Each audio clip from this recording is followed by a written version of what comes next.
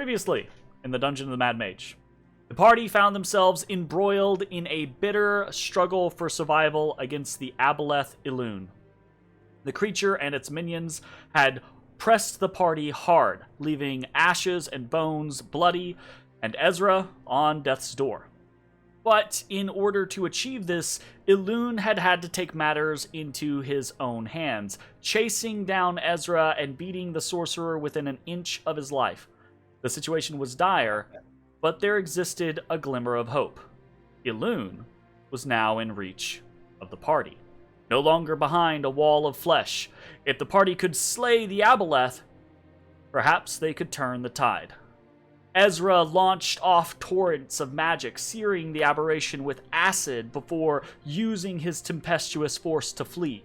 No longer able to attack Ezrah, Elune turned his attentions to Bones, nearly slaying the Tabaxi.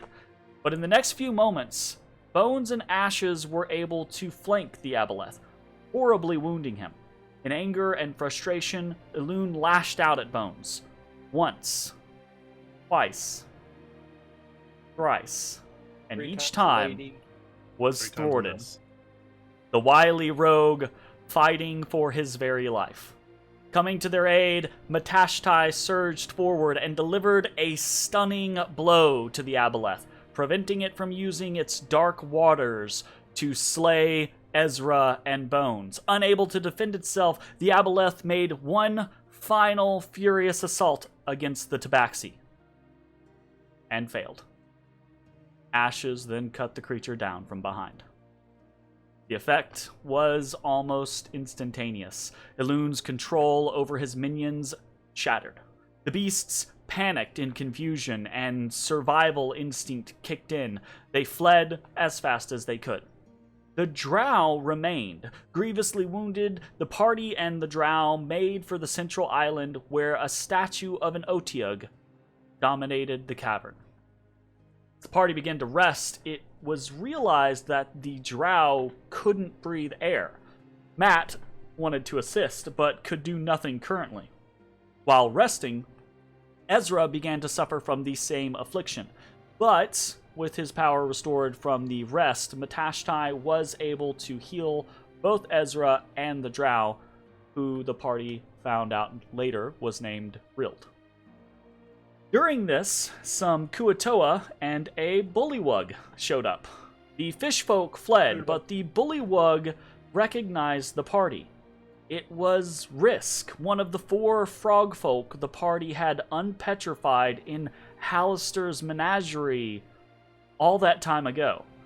Risk explained that he had been captured while his band had sought to return home down the Sargoth River. The party suggested that he stay with them rather than attempt the journey on his own, and he hesitantly agreed. As the party began looting the island and a secret lair that Risk told them about, Rild the drow opted to leave, returning to his people. After resting, looting, identifying several mostly minor magic items, and harvesting some parts from Elune's body, the party opted to return to the drow encampment to claim their promised reward. Once there, the party witnessed Rild, the drow they had just saved and released, being interrogated. They were taunted by Halaster, one of the elite warriors. I said that name completely wrong, by the way. That was so backwards. His name is Talifere. Holy crap. Jeez. And then, as Bones strode forward to deliver the proof of their deeds, the drow attacked them.